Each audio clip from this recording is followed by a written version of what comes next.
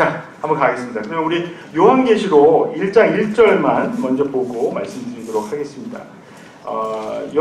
그 성경 피시고요. 그 요한계시록 1장 1절을 제가 그 세번역으로 읽어보겠습니다. 이번에 준비하면서 여기 우리 게인스웨이 한인교회에서는 그 개역개정을 쓰나요? 예. 개역개정으로 보시고요. 저는 사실 솔직히 말씀드리면 한국말이 좀 딸려서 개역개정이 잘 이해를 못합니다. 그래서 세번역으로 보겠습니다.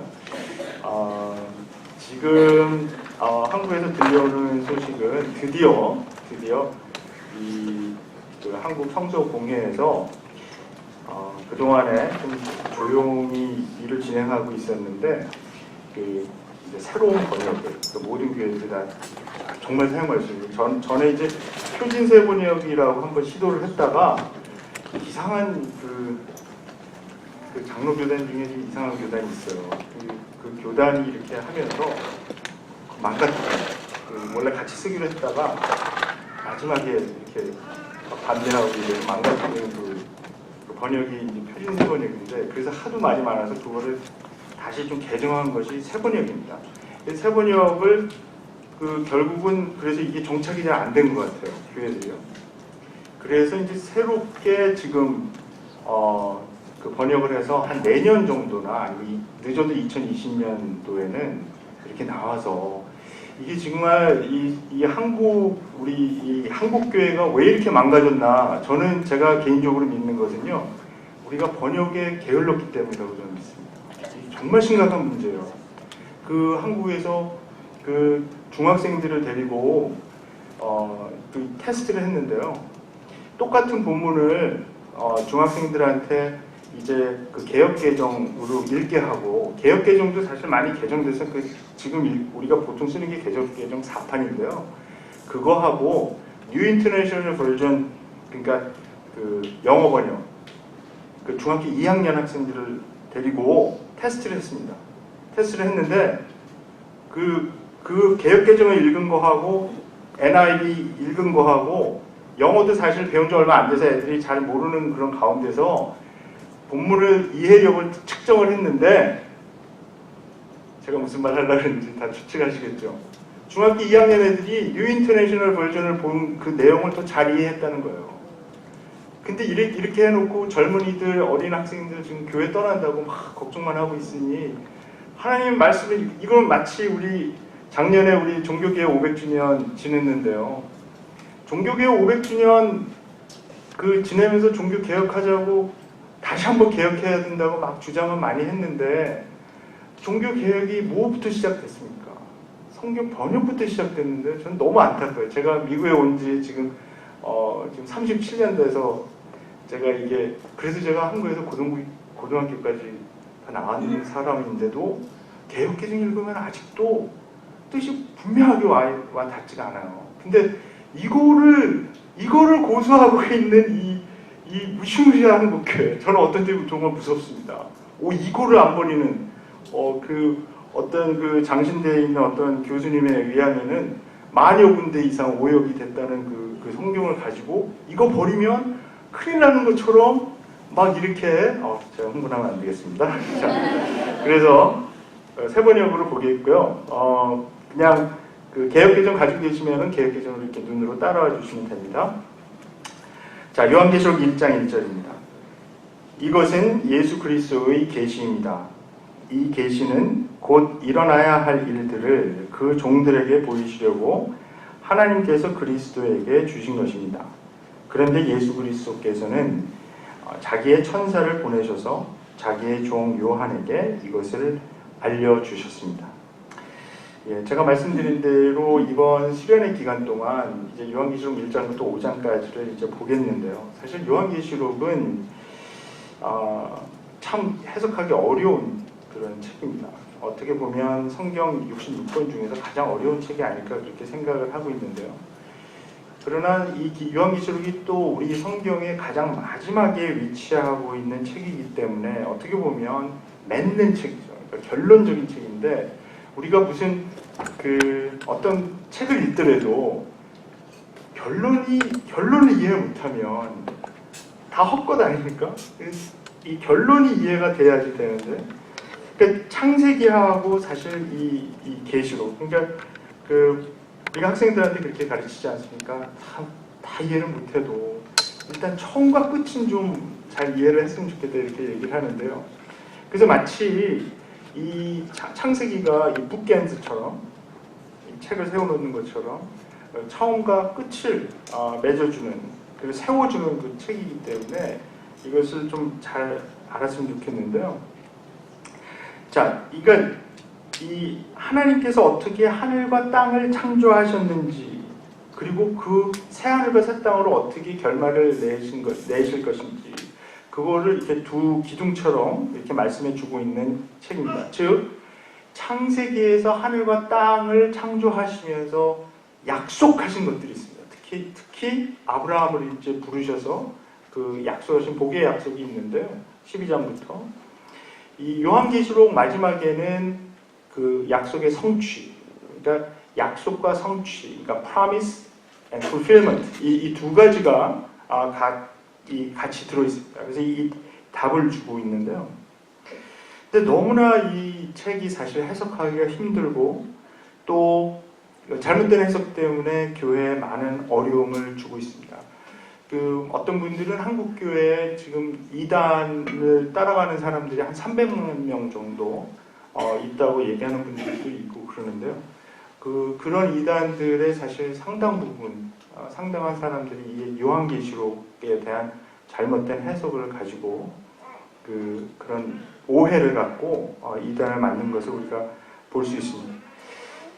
특히 이 요한계시록을 앞으로 무슨 일이 일어날 것이다 라고 하는 점쟁이가 예언하는 듯한 그런 책이라고 사람들이 생각하기 때문에, 그리고 또 그렇게 풀고 사람들에게 막 그것을 가르치고 하는 그런 일들 때문에 이 요한계시록에 대해서 사실 자꾸 그렇게 되다 보니까 오히려 요한계시록은 건드리면 안 되는 책으로, 또 요한계시록을 괜히 이렇게 강의하거나 해석했다가 문제가 생기는 경우가 많기 때문에 점점 자꾸 피해왔습니다.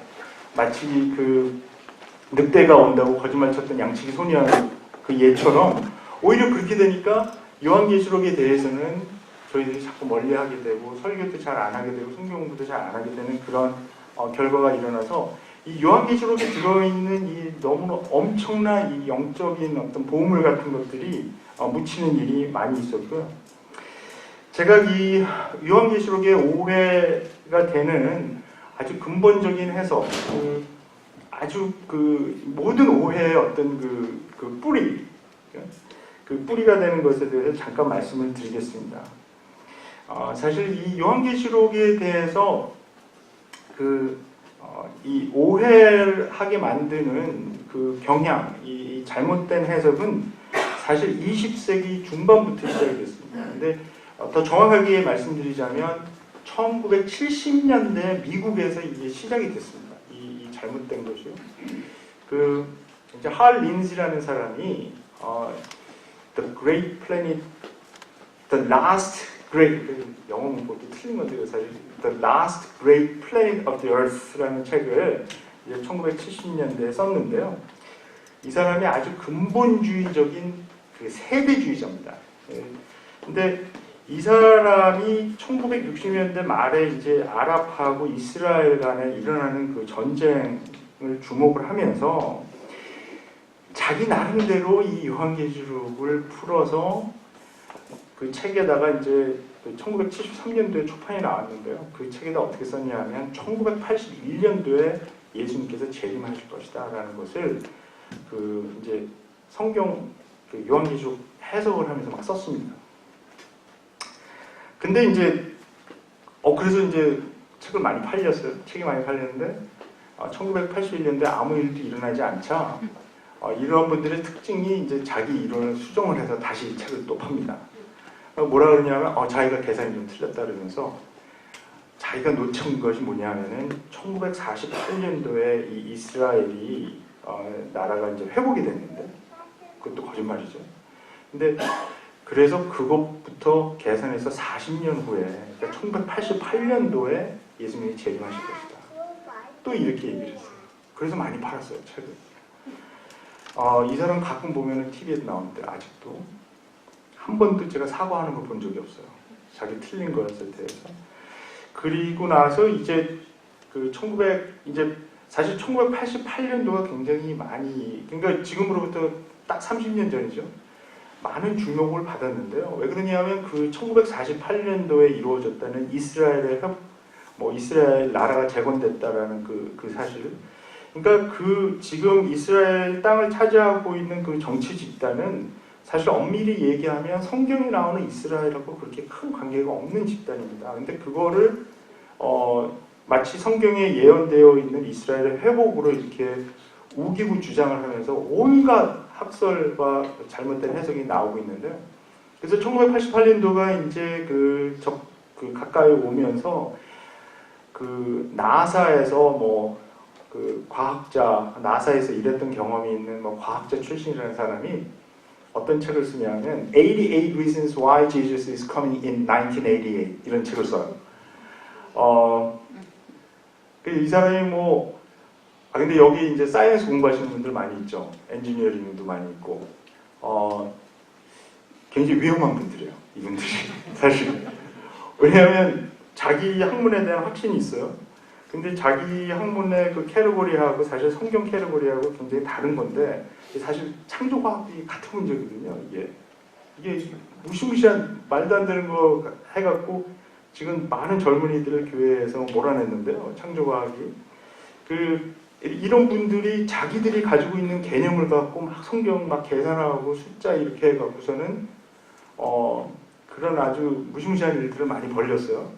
근데 이분도 똑같은 일을 했어요. 근데 실제로 1988년도에 다시 예수님이 재림하지 않자 물러서지 않습니다. 그 다음 해 무슨 책을 썼냐면 89 Reasons Why Jesus is Coming in 1989 이렇게 썼어요. 그래서 또 100만 권 이상 팔았어요. 책을. 그러고 나서 잠적했습니다. 돈을 많이 벌었겠죠. 어디 가서 지금 놀고 있겠죠. 이런 일이 지금 미국에서 계속 반복이 되고 있습니다. 예, 지금 반복이 되고 있고요. 혹시 소설도 많이 나와 있고 영화도 많이 나와 있는데 Left Behind 그 소설 읽어보신 적 있으시죠? 사실 그 소설이 1990년대 이제 말에 나왔거든요. 근데 별로 인기가 없었어요. 이 책이 할 린스가 쓴 그 세대주의 그 해석에 근거를 둔 책이에요. 그래서 굉장히 아주 약간 한 3류 소설 정도 되는 아주 치세한 그런 내용을 담고 있는데요. 별로 인기도 없이 안 팔리고 있다가 2001년도 그 September 11, 9.11 사태 이후에 갑자기 베스트셀러가 됩니다. 사람들이 TV에서 막 공격받고 이런 미국이 공격받고 이런 것을 보면서 사람들이 이제 두려움이 몰려오기 시작하면서 이 책이 지금까지 수천만 권이 지금 팔렸습니다.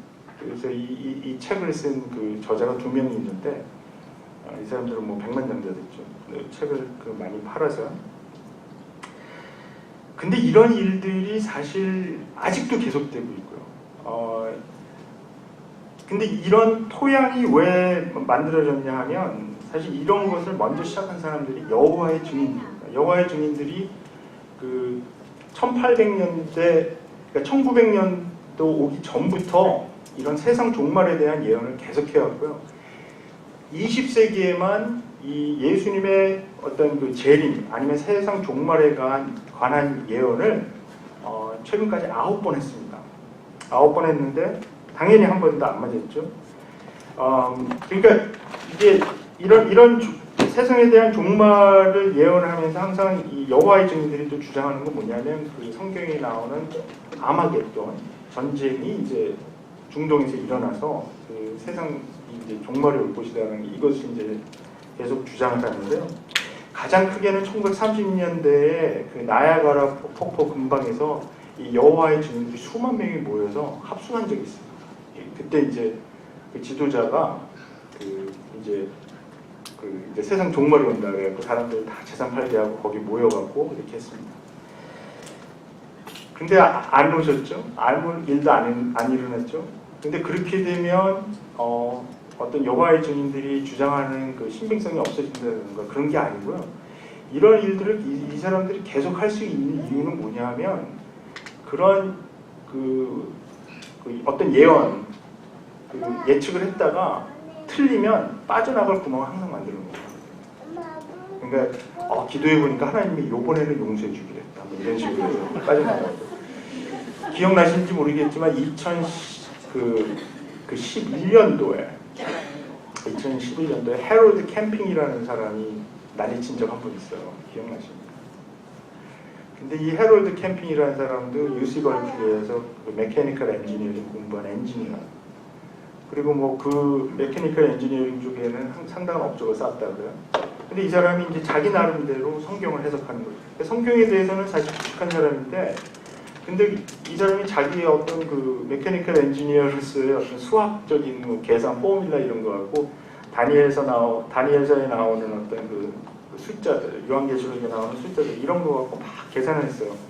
그래서 이 사람의 결론은 뭐냐면 2011년도 5월 21일 날 휴거가 일어날 거라고 이제 강력하게 주장을 했습니다. 근데 놀랍게도 그 수만 명의 사람들이 이 예언을 믿었어요. 그래서 자기네들 재산을 다 팔고 이 사람 그 캘리포니아에 있는 그 집에 막 모여들고 그랬는데, 그래서 정말 이 사람은 제가 볼 때는 이제 그 자기가 이걸 해갖고 뭐를 그 이익을 취하려던 사람은 아니었던 것 같아요. 그 라디오 방송에서 이제 프로그램을 하나 자기가 사갖고 그거를 막 이제 전파를 한 거예요. 자기 확신을 가지고.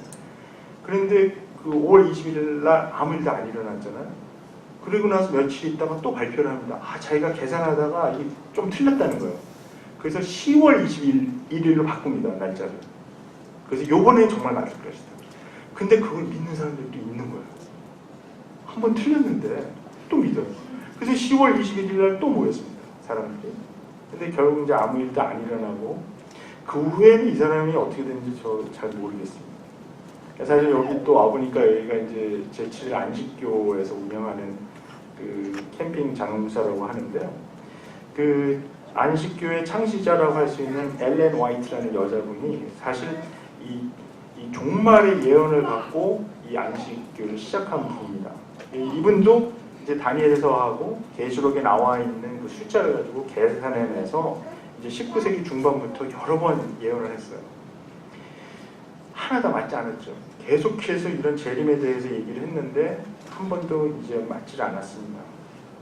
그런데 굉장히 흥미롭게도 그 사회 심리학, 소셜 사이콜로지에서 얘기하는 그 cognitive dissonance라는 이론이 있잖아요. 그러니까 머리로 믿는 거하고 자기 실제로 나타나는 행동하고 다른 거 있잖아요. 그 cognitive dissonance 그 이론을 이 엘렌 화이트와 그 추종자들을 연구하다가 만들어낸 모델이라는 거예요. 그러니까 이 사람들이 그러니까 자기는 머리로 이렇게 믿고 있는데 실제 드러나는 행동은 다른 걸로 나타나는, 이게 도대체 어떻게 이게 가능할까? 이거를 그 연구를 하다가 그 어떤 학자가 이 cognitive dissonance 이 이론을 주창해내고, 지금은 많이 쓰이죠. 그렇죠? 우리 한국 교회가 가지고 있는 심각한 이 문제가 그거 아닙니까? 뭐 구원의 확신 이렇게 얘기를 하고 막 그러는데 실제로 드러나는 행동은 이제 다른 행동이 드러나니까 이것 때문에 이제 복음이 전파되지 않는다. 그러다 보니까 이 교회 안에서 뭐를 굉장히 그동안에 강조를 많이 하냐면 이제 구원의 확신 강조를 많이 하죠. 그래서 종교개혁의 의미도 결국 행위로 구원받는 게 아니고 믿음으로 구원받는다. 그래서 믿음이라는 그 개념을 아주 축소한, 리덕셔니스틱하게 아주 협소하게 그 해석을 하는 거죠. 그 믿음을 머리에서 일어나는 그걸로 이제 한정해 버려서 머리로 일단 믿으면, 여기서 이해하고 믿으면 구원받는다. 그 실제로 드러나는 어떤 열매라든지 행위라고는 완전히 이렇게 단절시키는 그 시도를 아주 열심히, 굉장히 심하게 강조하고, 거기에 그게 마치 은혜의 복음인 것처럼 그렇게 막 얘기하는데, 이게 사실 그 심리학적으로 보면 그 cognitive dissonance죠. 어떻게 자기가 그렇게 믿고 있는데 행동은 다른 식으로 나올 수가 있는 거예요. 그러니까 그런 거 아닙니까? 그 cognitive dissonance에서 사용하는 어떤 그 예가 어떤 사람이 이제 고속도로에서 프리웨이에서 막 스피딩 하다가 잡혔어요. 경찰한테 이 드라이버가 뭐라 그러냐면 나는 이 스피드 리밋이 여기가 55마일이라는 것을 나는 믿어요. 그러니까 나는 티켓 안 받아야 된다고 주장하는 거예요. 자기는 지금 95마일로 달리다 잡혔는데 내가 믿는 거하고 내 발이 이 액셀레이터를 가스를 밟은 거하고 상관이 없다는 거예요, 지금.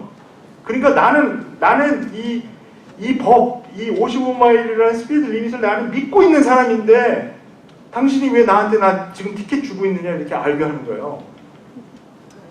경찰이 어떻게 하겠습니까? 그래, 믿어. 그리고 주는 거죠. 그죠? 마치 이것은 우리가 그런 거죠. 만약에 우리가 하나님 심판대 앞에 서서 하나님한테 이렇게 논쟁을 할 수가 있다는 거예요. 나 예수님이 내 죄를 위해서 죽으시고 부활하신 건 난 믿습니다. 하나님이 근데 너 왜 그렇게 살았냐? 물어보면 아니 믿음으로 구원받는다면서요? 이게 하나님한테 주장할 수 있는 거죠. 이런 사람들이. 그래서 조금이라도 어떤 어떤 열매, 행위 이렇게 얘기하면 은혜 없고 완전히 잘못된 것처럼 막 공격을 해대고 막 그렇게 해서 이제 더 이상 어떤 책임 있는 행동 아니면 열매 있는 믿음 이런 얘기를 하는 것이 점점 이제 한국교회에서 줄어지게 됐다 이렇게 분석하는 분들도 있습니다. 자, 만약에 이렇게 종말론적으로 예언을 했는데 그것이 맞지 않을 경우에 사람들이 나타나는 행동이 두 가지입니다. 하나는 더 이상 따라다니면서 중단하고 그냥 일상생활을 돌아가는 사람이 있는 반면에요. 더 많은 사람들은 자기가 믿고 있었던 그것이 정당하다는 것을 자꾸 rationalize 하는 거예요. 그런 다음에 더 디펜시브해지고 방어적이 되어서 전보다 더 열심히 생긴다는 거죠. 그래서 이 여호와의 증인이나 또 안식교를 연구하는 분들이 발견하는 현상이 그런 거죠. 그리고 또 이 근본주의적인 이 세대주의로 자꾸 이 날짜를 특정해서 자꾸 이제 예언을 했다가 틀리게 되는 경우에 그러한 그런 해석들이 없어질 것 같은 생각을 우리가 하게 되는데 오히려 더 강해진다. 오히려 더 강해지고요. 이제 몇 년 전에도 아직도 계속되고 있는 전쟁이지만 이 미국이 IS 지금은 요새 많이 안 나오는데요. 시리아 쪽을 중심으로 해서 이슬라믹 스테이트라고 IS 아니면 아이시스라고 부르는 그 친구들이 알카이다를 이제 대체하면서 이제 나오지 않았습니까? 몇 년 전에 이제 미국이 그 전쟁에서 사실 이제 개입하기를 굉장히 꺼리다가요. 이제 마침내 이제 시리아를 공격을 한다. 이런 뉴스가 나왔을 때 사실 이거는 한국 사람들한테도 많이 돌아다니는 카톡으로 가짜 뉴스 많이 돌아다니는 거 아시죠? 저한테도 계속 보내시는 분들이 있어요. 그래서 제가 그거 차단 안 하고 계속 읽고 있거든요. 굉장히 재밌어요.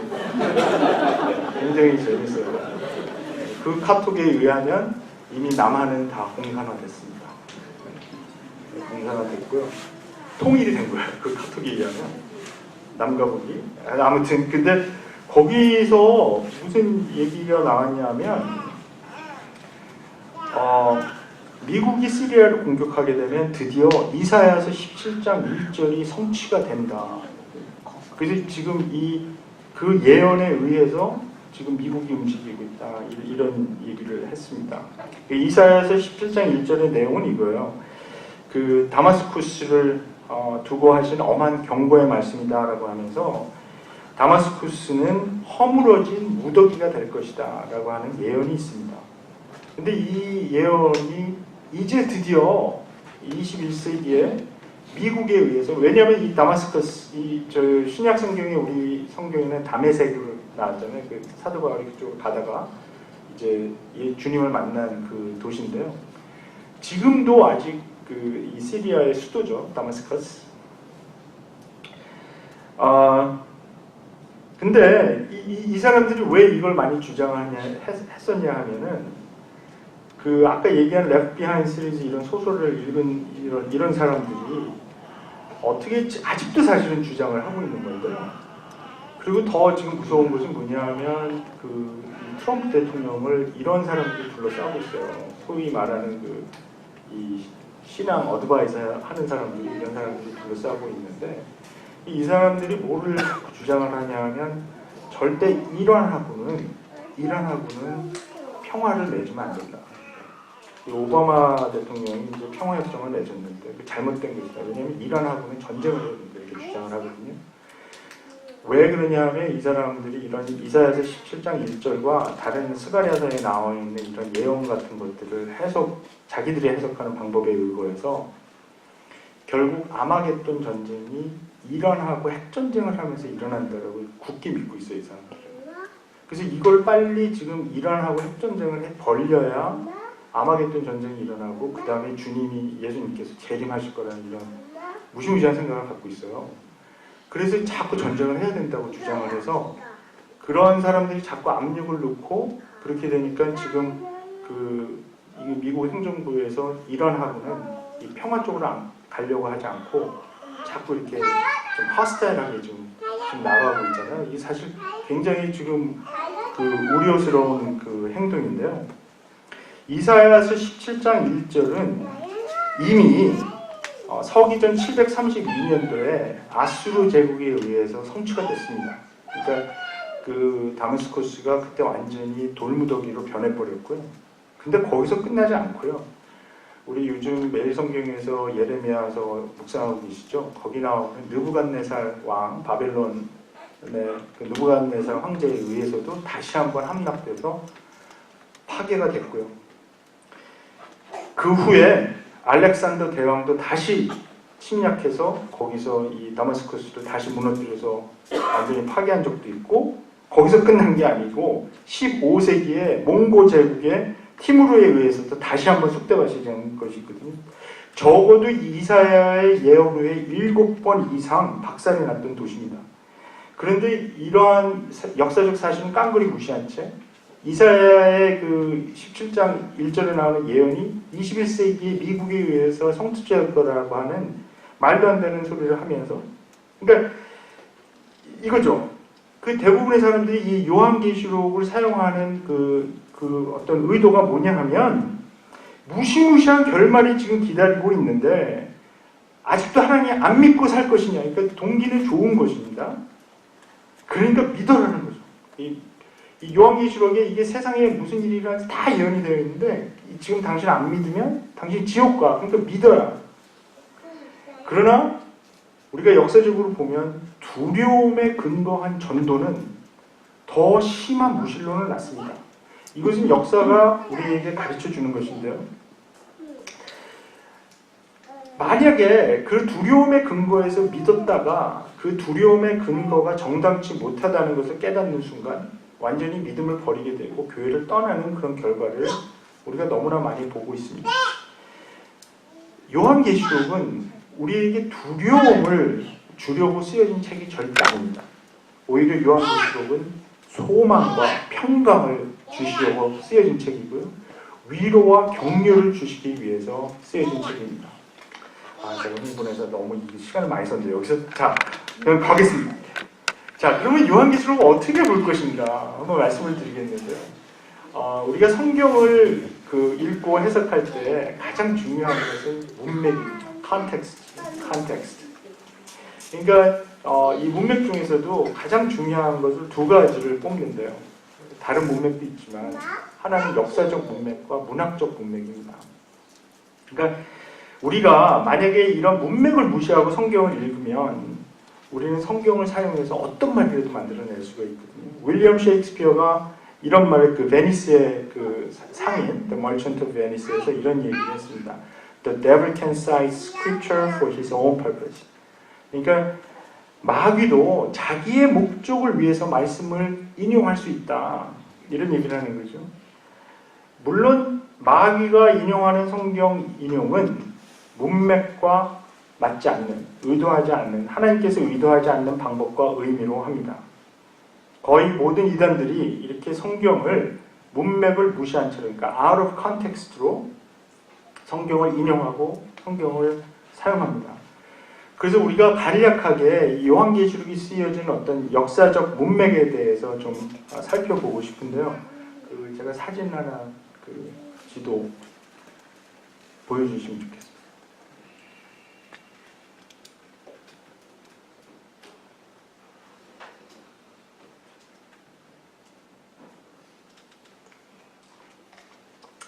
예, 준비되는 동안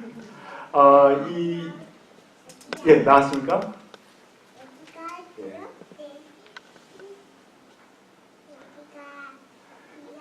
지금 제가 저는 안 보이는데, 근데 잘 보이시는지 모르겠는데요. 이게 지금으로 따지면 터키 지방입니다. 터키 지방.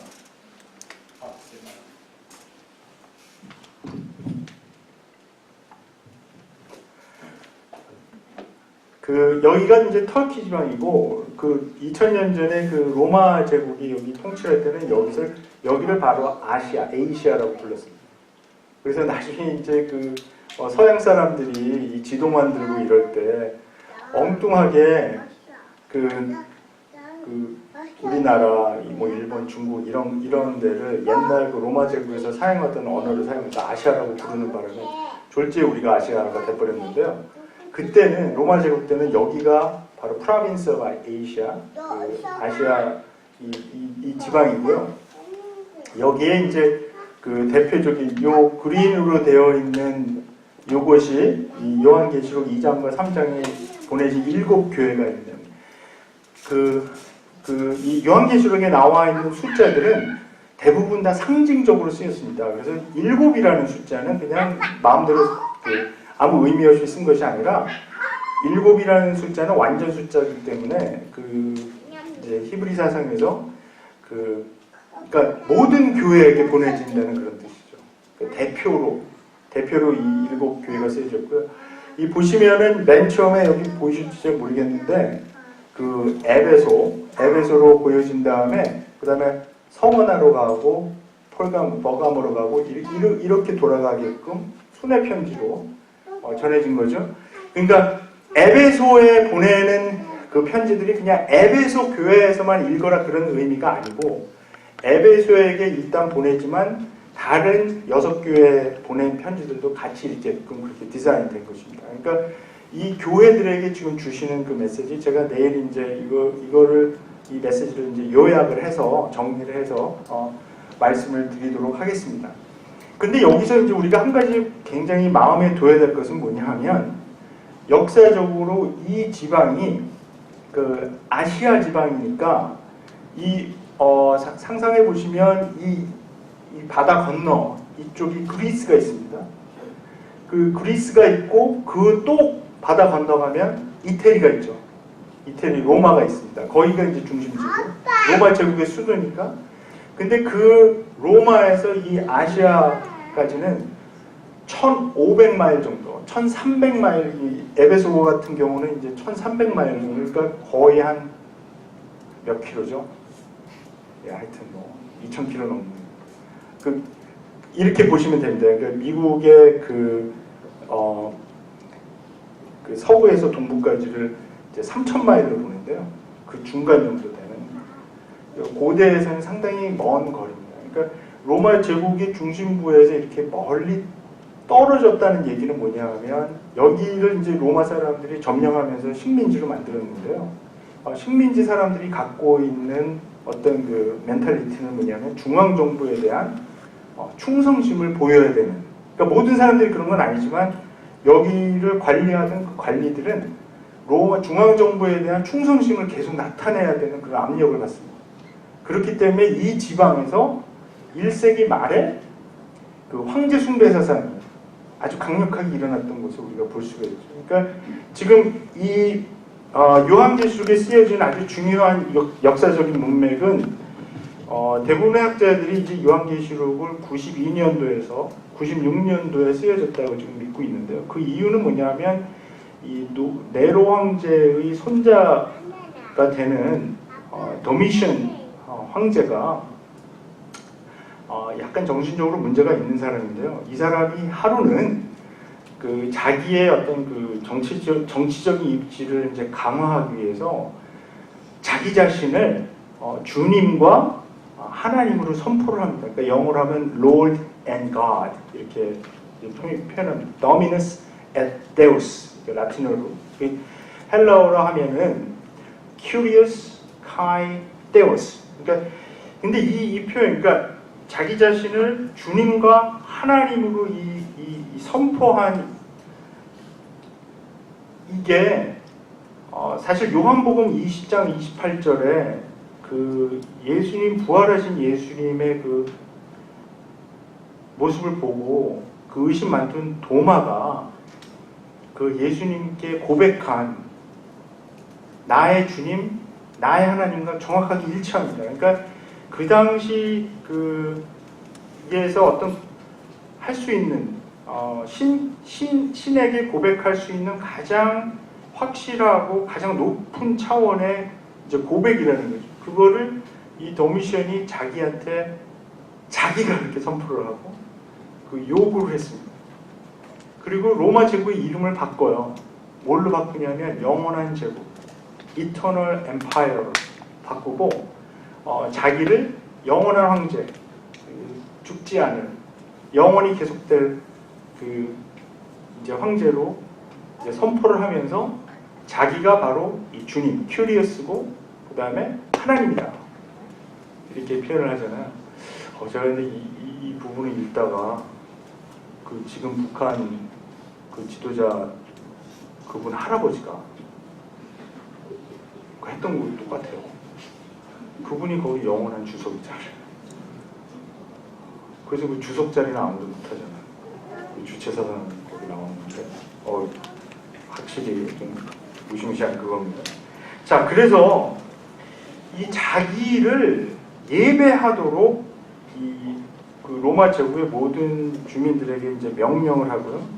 그러면서 아직 사실 그 뿌리를 깊게 내리지 못한 예수 그리스도를 따르는 사람들이 모이는 이 예수 그리스도의 교회에게는 커다란 위기가 지금 닥쳐오는 거죠. 모든 로마 제국의 그 주민들에게 명령을 하게 되는데요. 자기를 예배하면서 자기가 주님이고 하나님이라는 것을 고백하게 만들었습니다. 그래서 시저는 주님이시다, 시저 큐리어스 이렇게 이제 고백하게 만들었는데, 특히 이 아시아 지방에 살고 있었던 사람, 오히려 로마에 가까웠게 있었던 사람들에게는 그렇게 심한 강요가 아니었는데, 이쪽 아시아 지방에 살고 있었던 사람들에게는 특별히 아주 더 심하게 그런 강요가 일어났고 핍박이 일어났다는 것이죠. 근데 로마 제국에 살고 있었던 대부분의 사람들에게는 이게 그렇게 큰 문제는 아니었어요. 왜냐하면 이게 다신론이 있는 그 지역이기 때문에 이 사람들이 이 신 하나쯤 더 한다라고 생각하면 그냥 양심에 꺼리지 않고 할 수 있는 거죠. 그러나 크리스찬들에게 이것은 굉장히 심각한 문제였습니다. 그래서 이거를 이제 거부를 했고요. 만약에 이 신전에 가서 분향을 하면서 이런 시저가 나의 주님이고 나의 하나님이라고 이렇게 고백을 하지 않으면 그 징표가 있는데요. 이 요한계시록에서는 그걸 이제 짐승의 표라고 이제 표현을 하고 있는데 그 징표를 주는 것이 있습니다. 특히 이 아시아 지방에서 그것이 이제 성행했다는 그 역사적 증거가 있는데 그걸 받지 못하면 굉장히 여러 가지 사회생활을 하는데 이제 어려움이 있었습니다. 우리 디모데전서 2장 2절 한번 같이 찾아보겠습니다. 디모데전서 2장 2절.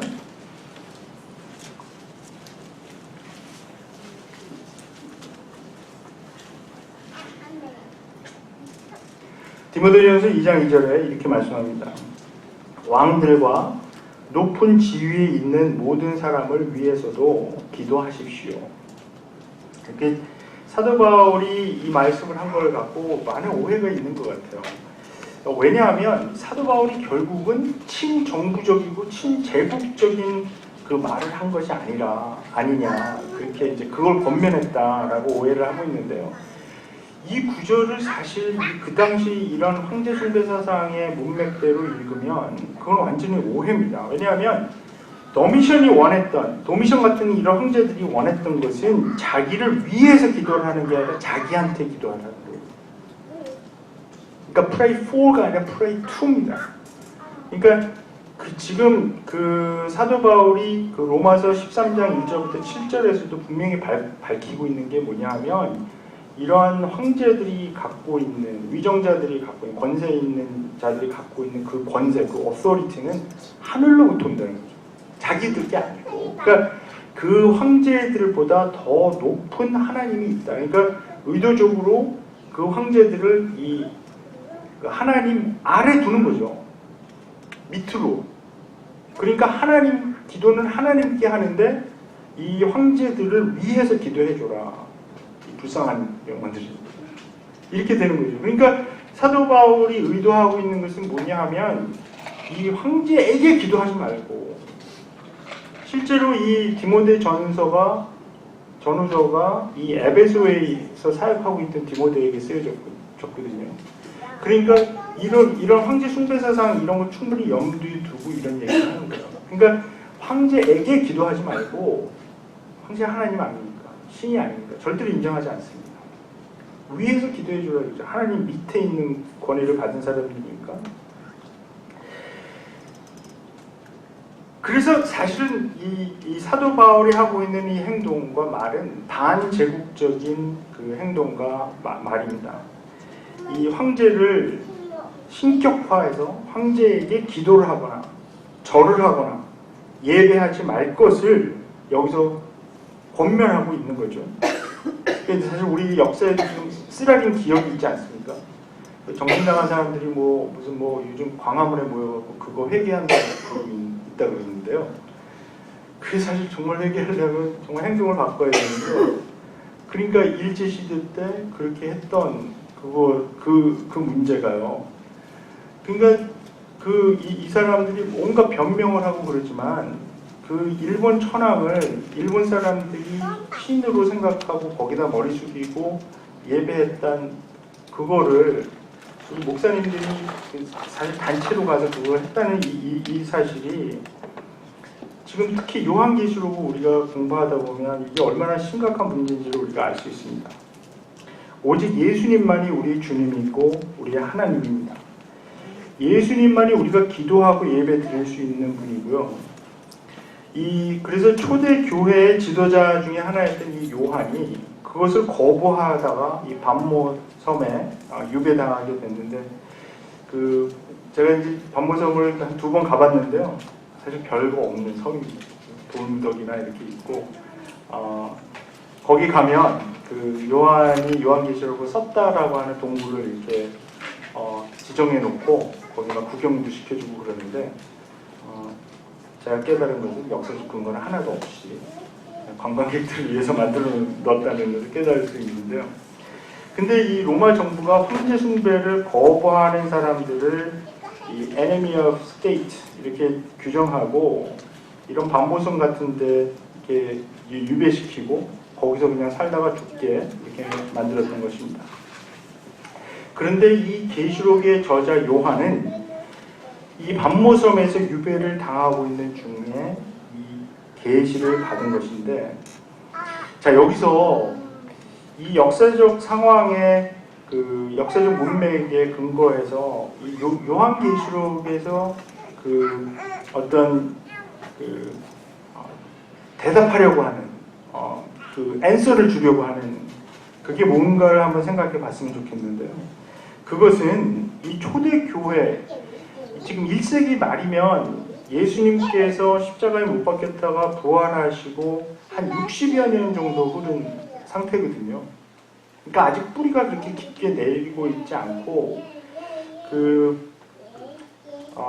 이제 사회학을 공부하는 사람들이 이제 모델을 만들어서 1세기 말에 이 그리스도인이 한 몇 명 정도 됐을까를 한번 추측해 보는 그런 모델을 돌린 적이 있는데,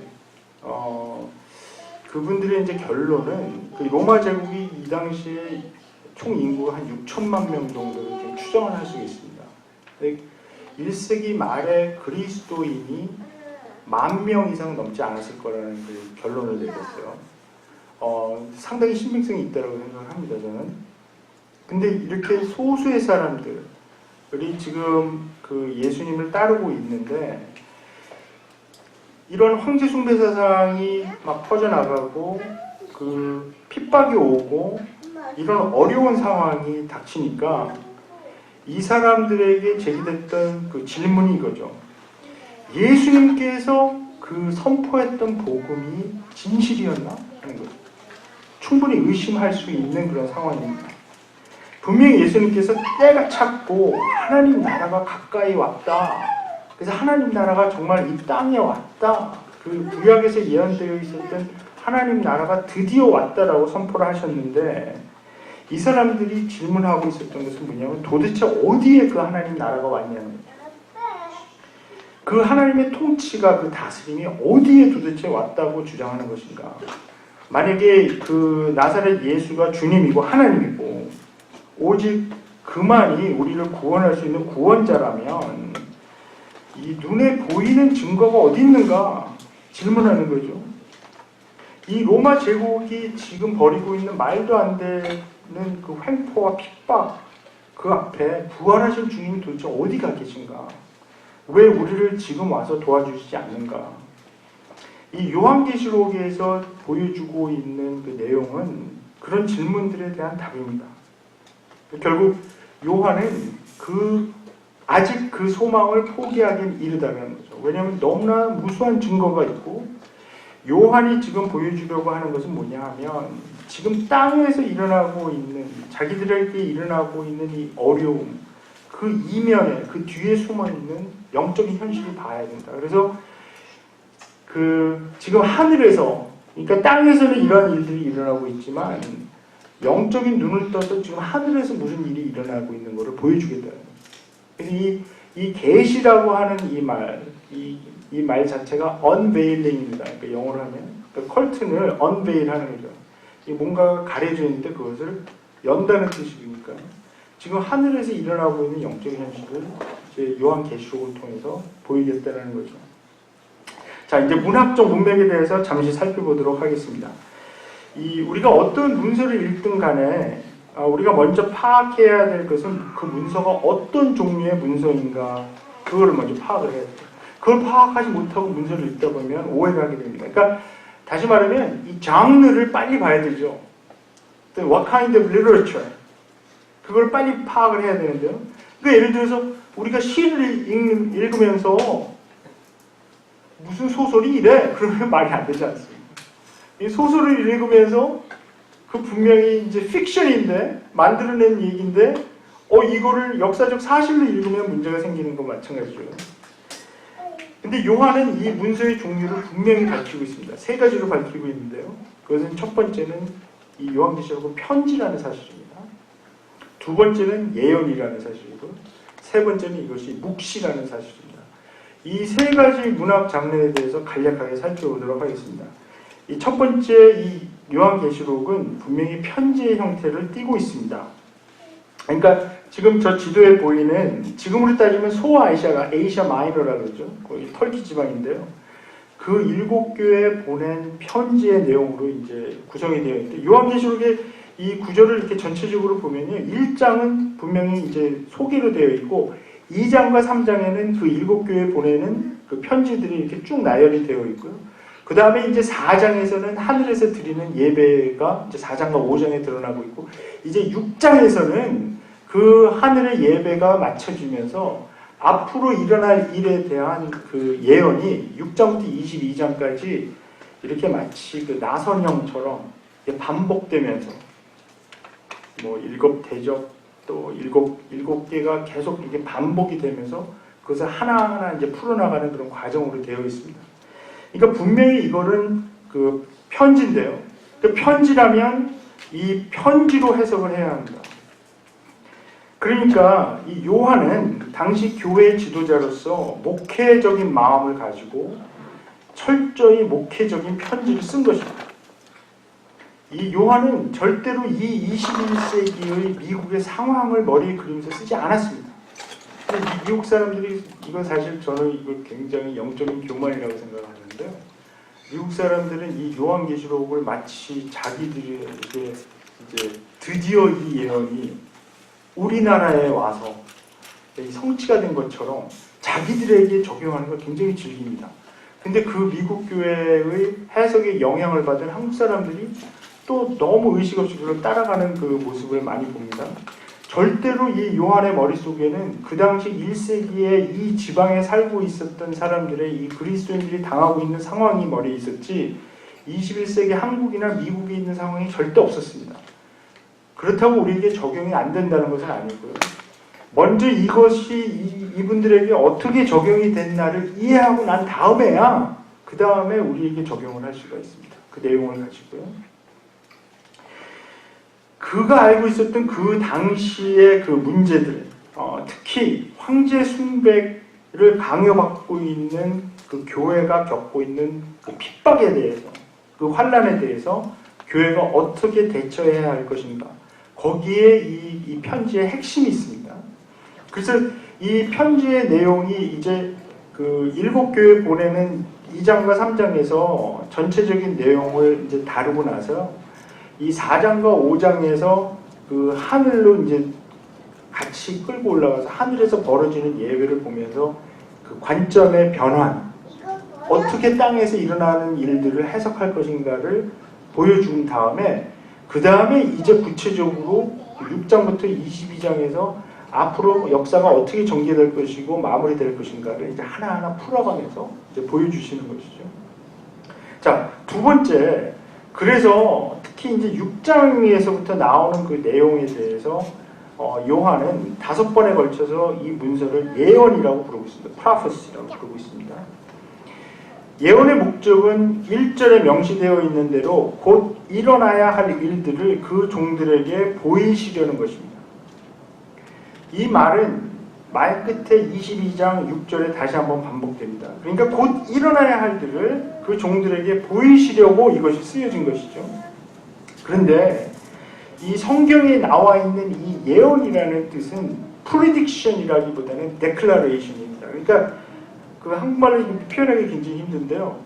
앞으로 일어날 일을 보여준다라기보다는 그 초점이, 그러니까 미래에 무슨 점을 치듯이 뭐가 이렇게 되고 뭐가 이렇게 되고 이거를 보여주는 게 초점이 있는 게 아니라 미래에 일어날 일들을 보여줌으로써 지금 현재에 어떻게 할 것인가 선언해 주는 거죠.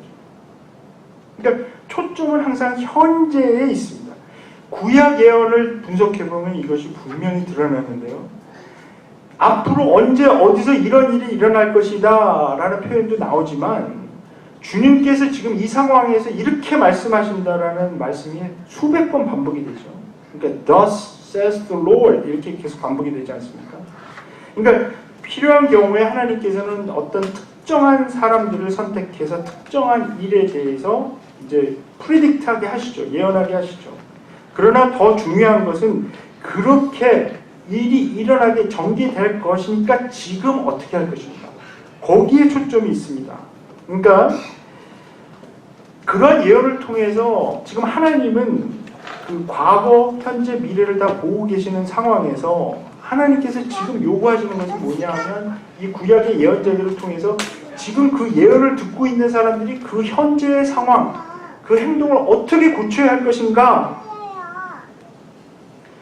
그래서 이 예언을 foretelling, 그러니까 미래를 이렇게 얘기하는, 그 예언한다. 그러니까 그 예언이라는 말이 똑같은 말이지만, 그러니까 이 예언은 foretelling이라기보다는 forthtelling. 그러니까 지금 앞에 일어날 것을 자꾸 점치듯이 이렇게 보여주려는 것이 아니고요.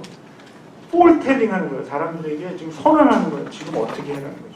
지금 앞으로 이렇게 전개가 될 것이니까. 그래서 이 구약의 예언들도 전부 다 어떤 형태를 띠고 있냐면 세세한 것까지 앞으로 어떤 일이 어떻게 몇월 며칠 날 뭐가 일어나고 뭐가 어떤 상황이 어떻게 되고 이런 것에 집중하기보다는 오히려 그런 것들은 그냥 대충 종합적으로 넘어가지만 항상 그런 이야기를 하고 나서 구약의 예언자들이 집중하고 싶은 것은 뭐냐면 그렇다면 지금 우상숭배를 그쳐야 된다.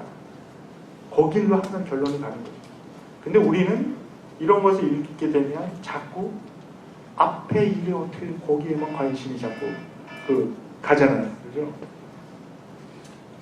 예, 알겠습니다. 곧 끝내도록 하겠습니다. 신호를 주시는. 예, 9시네요, 진짜. 자, 그 세 번째는 이게 이제 요게 마지막 포인트입니다. 이게 묵시라는 거예요. 근데 이게 제일 어렵습니다, 사실은. 왜냐하면 이 요한계시록을 딱 펴서 헬라어로 읽으면 이 말이 가장 먼저 나오는 말입니다. 1장 1절에서 이 헬라어는 이 어순이 바뀌어도 의미가 변하지가 않습니다. 그래서 가장 강조하고 싶은 단어를 맨 앞에 놓습니다. 그래서 맨 앞에 나오는 그 단어가 바로 이 아포칼립시스라는 말입니다. 아포칼립시스는 바로 계시라는 뜻이죠. 그 아포칼립시스 투 예수 그리스도 이렇게 나가는데요. 그러니까 이 책은 철저하게 묵시 아포칼립틱 리터처 묵시 문학적인 그 구성을 따르고 있고 그 형식을 따르고 있습니다. 이 단어 자체가 사실 우리에게는 굉장히 생소한 단어죠. 제가 알기로는 이 한국 문학에는 이런 묵시 문학이 없습니다. 역사적으로 아무리 뒤져봐도 이런 묵시 문학은 없고요. 사실 서구 문학에서도 거의 없습니다. 흉내낸 거는 좀 있는데 이 문학은 서기 전 2세기부터 서기와 한 2세기쯤 한 300~400년 동안 유대인들을 중심으로 굉장히 유행했던 그런 문학 장르입니다. 그래서 우리가 이 문학 장르에 굉장히 생소하고 잘 몰라요. 그렇기 때문에 요한계시록이 어떻게 보면 굉장히 해석하기도 굉장히 어려운데요. 그러나 우리가 염두에 둘 것은 뭐냐면 그 당시 사람들에게는 이건 굉장히 친숙한 문학 장르입니다. 예를 들면 이런 거죠. 지금 현대에 들어와서 특히 21세기 들어와서 가장 유행하고 어린이서부터 어른들까지 아주 인기가 좋은 그 문학 장르가 뭡니까? 판타지죠, 판타지.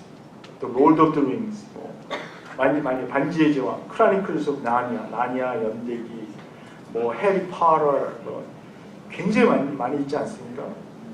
트와일라이트, 굉장히 그 베스트셀러된 그 책들은 이런 문학 형태를 띠고 있는데요.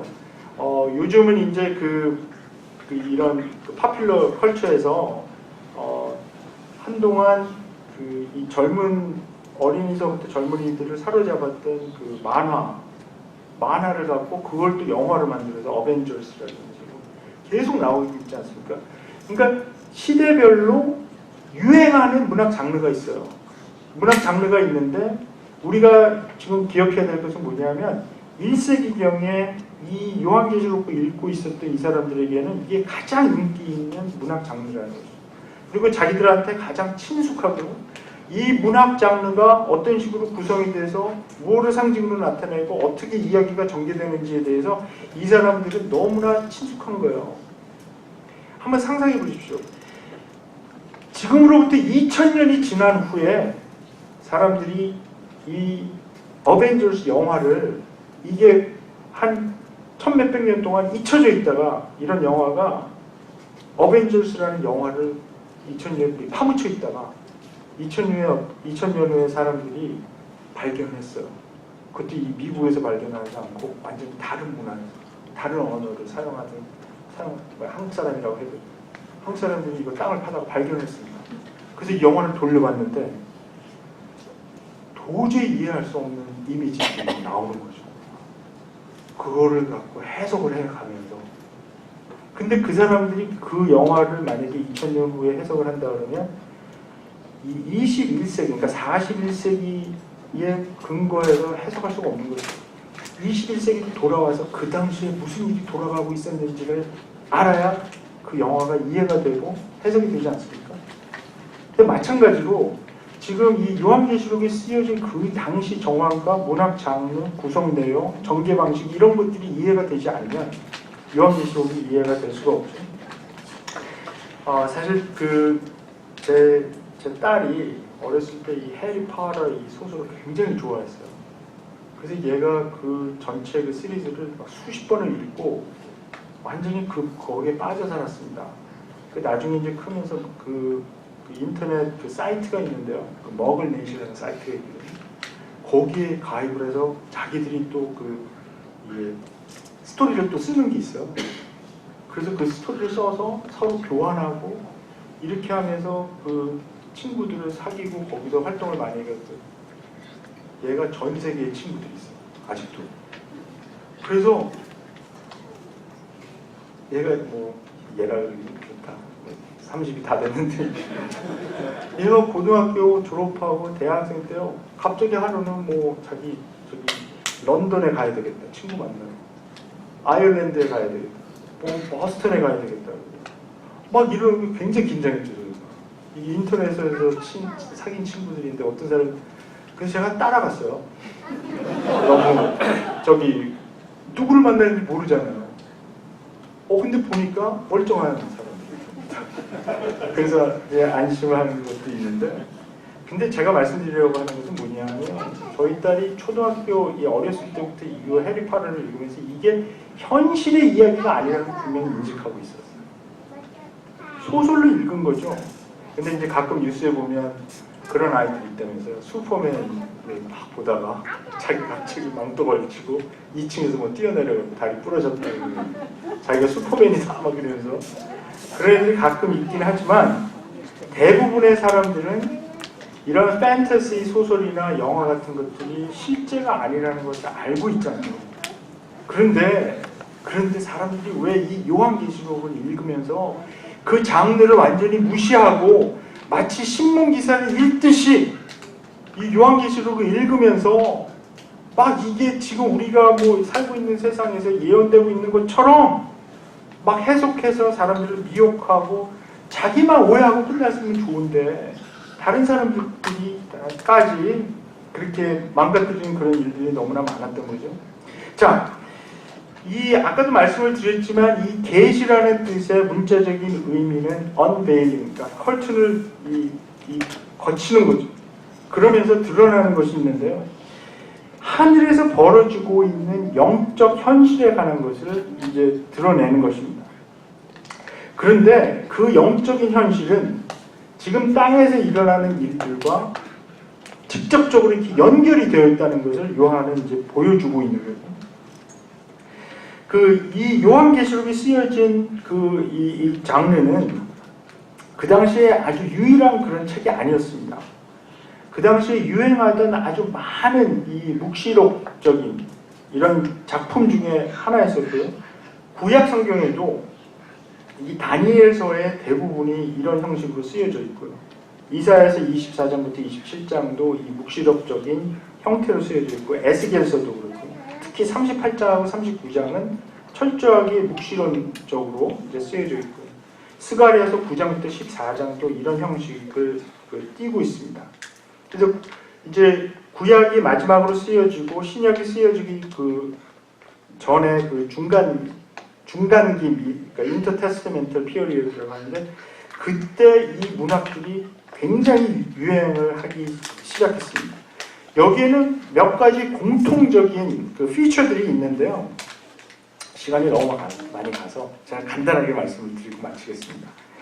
첫 번째는 등장인물들이 어떤 동물의 형상으로 많이 표현이 된다는 것입니다. 이것은 묵시 문학에서 공통적으로 드러나는 일인데요. 그러니까 이 계시록에 나와 있는 어떤 양, 사자, 소, 짐승들 어떤 이런 짐승들이 메인 캐릭터로 굉장히 많이 등장을 한다는 거죠. 그리고 두 번째는 이 묵시 문학의 특징이 이 시각적인 효과랑 굉장히 깊은 관련이 있습니다. 그래서 아주 선명한 색들이 많이 생겨요. 컬러가.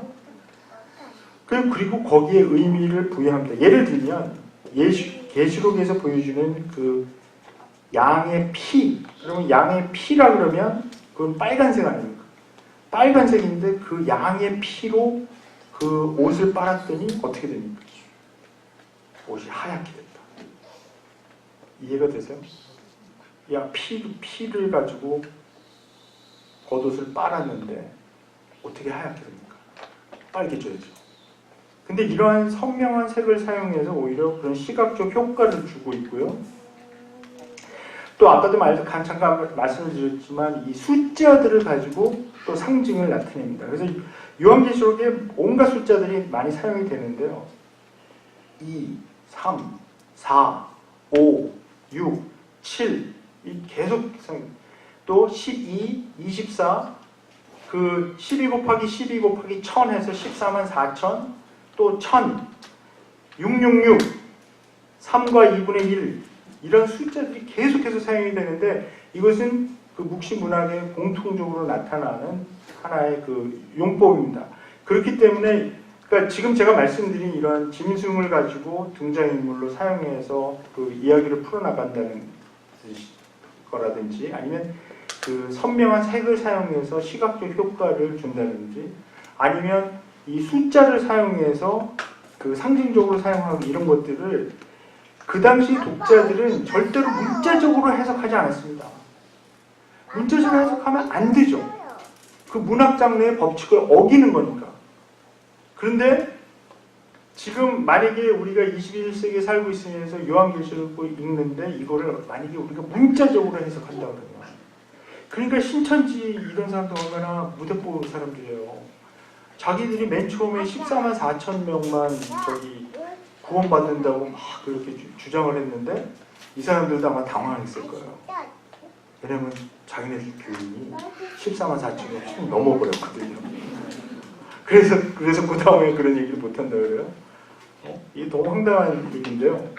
이런 거 14만 4천 이런 것들을 갖다가 문자적으로 그리고 뭐 천년 왕국에서 그 천자 이거를 문자적으로 해석을 해서 뭐 천년이 지속되고 뭐 막 이렇게 해석하는 것은 이 묵시 문학의 이 장르를 깡그리 무시하고 그러니까 이 요한계시록에 대해서 폭력을 행하는 거죠. 저자가 쓴 의도는 난 상관 안 해. 난 이렇게 해석할 거야 하면서 자기 마음대로 하는 거죠. 그런 일들을 너무나 많이 했습니다. 제가 마치도록 하겠습니다. 자, 결론적으로 말씀을 드리면 이겁니다. 이 묵시록적인 이 문학들이 성취하고자 하는 목적은요, 아직 어떻게 될지 모르는 미래의 현실을 드러내어서 현재의 상황을 이해하게 하는 것입니다. 그러니까 우리가 미래에 일어날 일들이 어떻게 전개되는 것을 안다면 현재 올바른 결정을 내릴 수 있기 때문에 그렇게 보여주는 것인데요. 근데 이 요한계시록은 거기서 한 발 더 나아갑니다. 그것은 지금 현재 일어나고 있는 일들에 대해서도 그 어텐션, 그 주의를 기울입니다.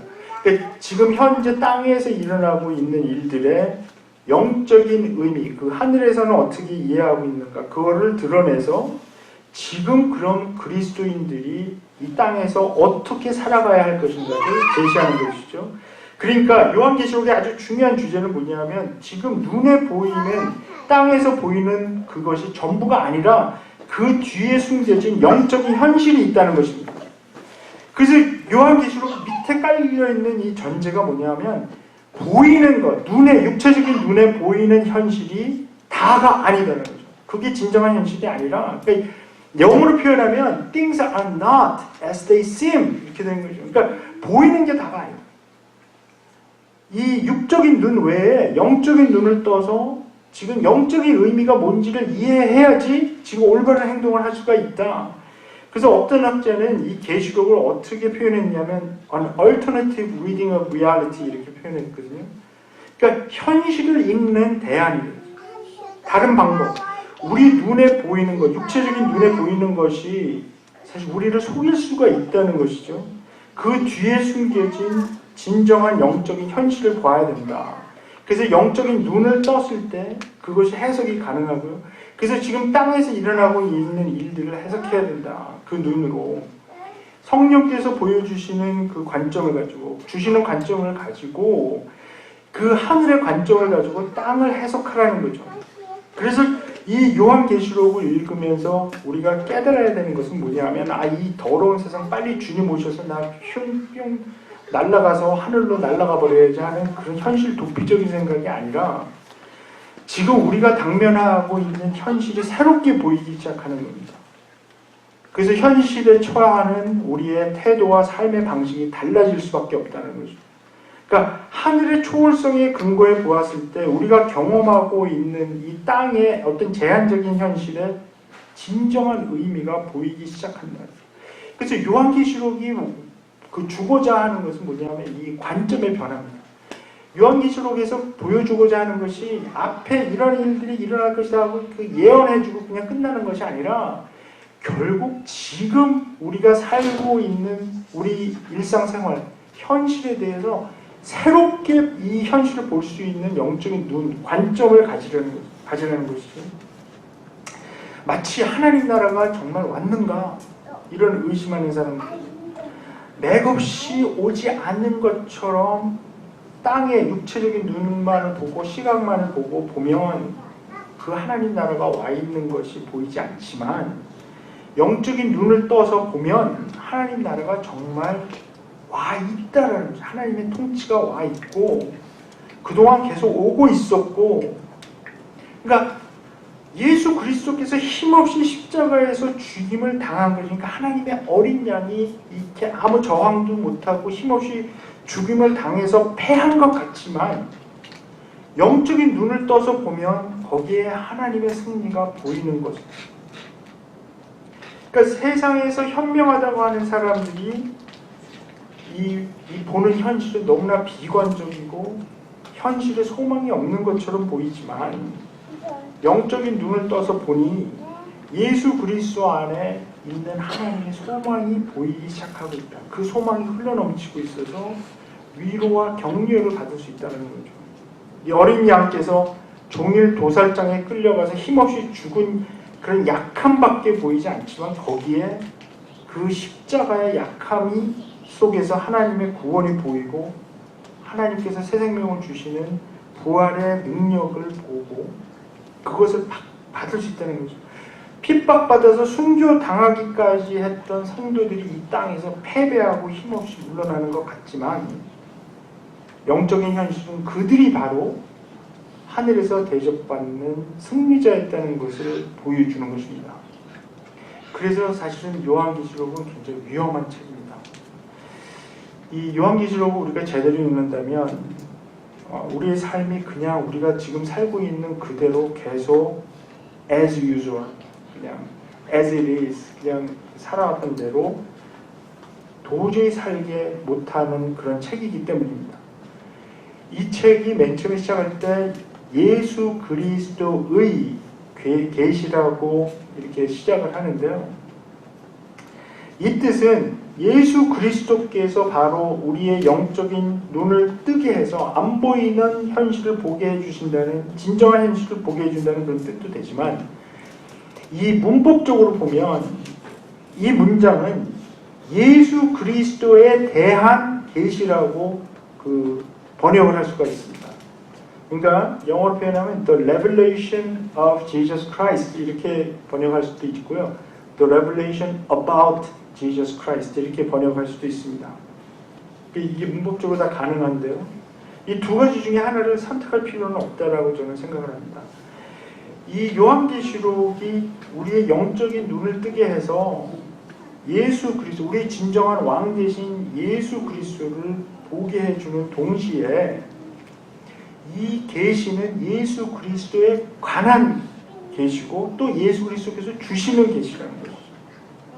그래서 이 요한계시록에서 우리가 만날 수 있는 그 주인공은 이런 세상에서 지금 땅에서 온갖 권력과 폭력을 휘두르고 있는 그 로마 황제가 아니라 부활하셔서 하나님 우편에 앉아 계시는 우리 진정한 왕 예수 그리스도를 보라는 거죠. 그러니까 요한은 지금 하늘에 있는 그 가려져 있는 현실을 그 컬트를 걷어내서 거기 지금 우리를 보고 계시는 또 우리에게 이 계시를 계속 내려주시는 예수 그리스도를 보고 그 앞에만 무릎을 꿇고 예배 드리라 이것을 말씀합니다. 1장 3절 마지막으로 읽고 제가 말씀 마치도록 하겠습니다. 1장 3절에 이렇게 말씀합니다. 이 예언의 말씀을 읽는 사람과 듣는 사람들과 그 안에 기록되어 있는 것을 지키는 사람들은 복이 있습니다. 그때가 가까이 왔기 때문입니다. 예, 제가 오늘 그 1장 8절까지 하려고 그랬는데요. 제 생각엔 아까 이제 신혼도 주셨고, 그래서 그냥 오늘은 그 1장 1절에 근거해서 그냥 이렇게 인트로덕션으로 드리고요. 내일 이제 3번에 걸쳐서 제가 말씀드릴 그 기회가 또 있으니까 계속해서 말씀을 드리도록 하겠습니다.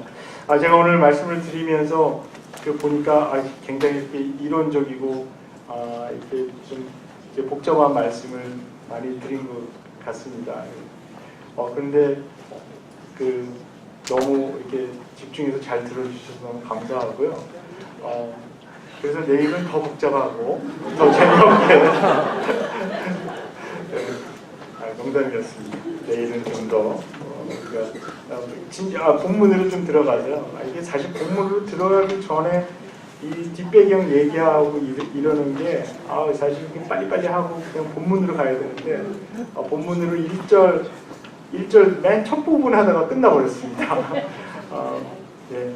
우리 한번 같이 기도하죠.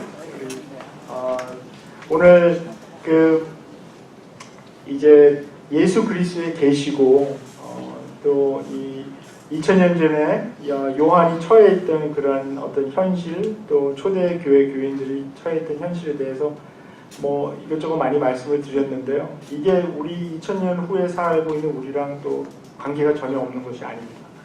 우리에게는 뭐 황제 숭배를 해라, 뭐 이렇게 따라가라, 이렇게 강요하는 사람은 없지만요.